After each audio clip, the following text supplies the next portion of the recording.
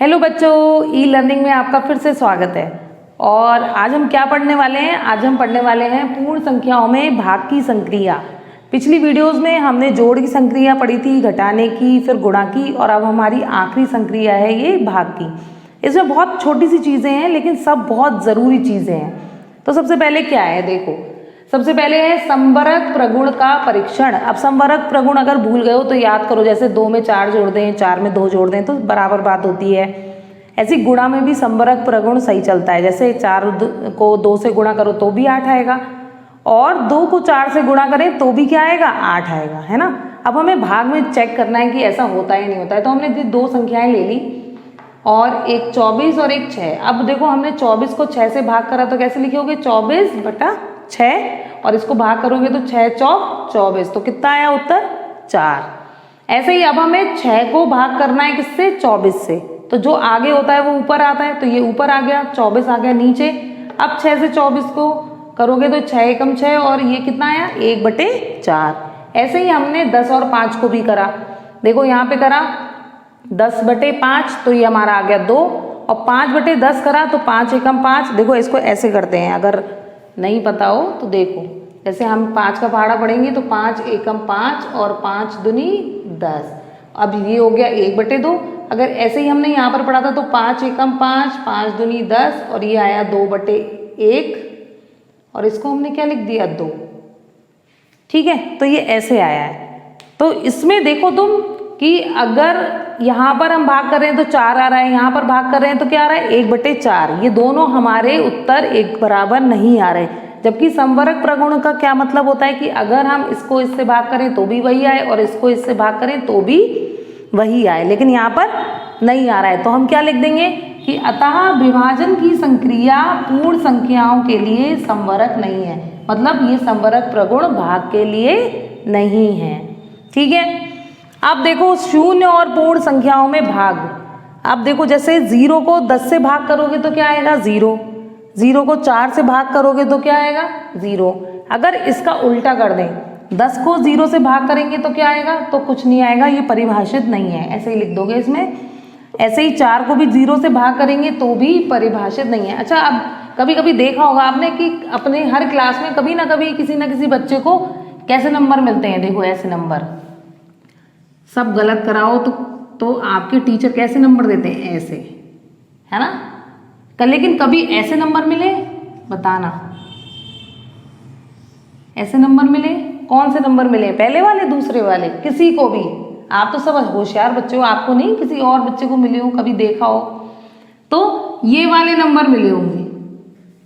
तो इसका मतलब क्या हुआ, इसका मतलब ये हुआ कि आपके कितने नंबर आए हैं, 0। तो जिसमें संख्या ऊपर 0 हो उसका उत्तर क्या होगा, 0।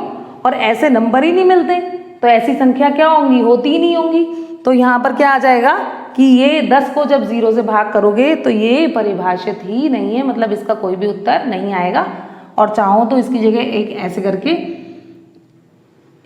एक साइन बनता है, वो भी बना सकते हो आप। ठीक है, समझ आ गया। अब देखो तीसरी चीज, एक सबसे अच्छी चीज, अगर हम किसी संख्या को उसी संख्या से भाग करें तो हमेशा क्या आएगा, 1। जैसे 2 को 2 से भाग करो तो 2 एकम 2। 3 को 3 से भाग करो तो क्या आएगा, 3 एकम 3। 157 को 157 से भाग करो तो कितना आएगा, 1। और ऐसी कोई भी संख्या लिख लो जो एक सी हो बस, तो उनको हमेशा भाग करते हैं तो क्या आता है, 1। तो क्या मतलब हुआ कि किसी शून्येतर संख्या को उसी शून्येतर संख्या से भाग देने पर भागफल हमेशा क्या आता है, 1 आता है। समझ में आया। तो भाग में 2 ही 3 चीजें हैं। पहली क्या कि ये संवरक प्रगुण को नहीं पूरा कर पाता है, मतलब ये उसको फॉलो नहीं करता है। दूसरी चीज, अगर हम 0 ऊपर है तो क्या आएगा, 0, और अगर 0 नीचे हो और किसी संख्या को भाग करना है तो ये परिभाषित नहीं है। ठीक है, और तीसरा क्या कि अगर हम उसी संख्या को उसी संख्या से भाग करेंगे तो हमेशा क्या आएगा, नंबर 1। तो मजा आया ना इसको पढ़ने में, छोटा सा टॉपिक था। तो मेरे साथ चलिए अब करते हैं कुछ सवालों के अभ्यास। कैसे, देखो अब हमें क्या है, पहला प्रश्न कि 21 को अगर 3 से भाग करते हैं तो क्या आता है, 7। इसके संगत गुणात्मक तथ्य क्या हुआ, 3 को गुणा करेंगे 7 से तो क्या आएगा 21। तो आपको नीचे 2 संख्याएं दी हुई हैं और इसके आपको गुणात्मक तथ्य लिखने हैं, मतलब ये भाग में दी हुई हैं, आपको इसको गुणा की फॉर्म में लिख के दिखाना है। तो कैसे करोगे, देखो यहाँ पर क्या हुआ, 21 को 3 से भाग कर रहे थे 7 आ गया, फिर ये 3 हम किधर ले गए, इधर, और क्या लिख दिया हमने कि 3 गुणा 7 बराबर 21। ऐसे ही इसमें करने वाले हैं, क्या करो, इस 8 को इधर ले जाएंगे और ये हमारा क्या बन जाएगा, 8 गुणा 7 बराबर 56। बिल्कुल ऊपर वाले की तरह देख के आपको करना है। ऐसे ही देखो यहाँ पर ये भाग में 11 है, ये भी इधर चला जाएगा, तो हमारा क्या आ जाएगा, 11 को हम 6 से गुणा करेंगे तो हमारा कितना आ जाएगा, 66। ठीक है, अब देखो दूसरा प्रश्न कह रहे हैं 117 को 2 संख्याओं के गुणा के रूप में व्यक्त कीजिए जिसकी एक संख्या क्या है, 13। मतलब 117 को हमें ऐसी 2 संख्याओं के बीच में लाना है गुणा करके जिसकी एक संख्या 13 है। तो 13 का पहाड़ा पढ़ोगे आप, और 13 निम्न में क्या होता है 117, तो यानी कि 13 को हम 9 से गुणा करके लिख देंगे। ठीक है, अब देखो तीसरा प्रश्न पूछ रहा है, क्या कोई ऐसी पूर्ण संख्या है जिसको स्वयं से विभाजित करने पर वही संख्या प्राप्त होती है। अब स्वयं से विभाजित करना क्या, जो अभी हमने पढ़ा था कि अगर हम किसी संख्या को उसी संख्या से विभाजित करें तो हमारा क्या आता है, 1। तो लिख दोगे हाँ, और वही संख्या क्या है, 1 है। आगे समझ में। तो यही थे आज के अभ्यास के प्रश्न, और इस तरह आपका दूसरा पार्ट भी पूरा हो चुका है।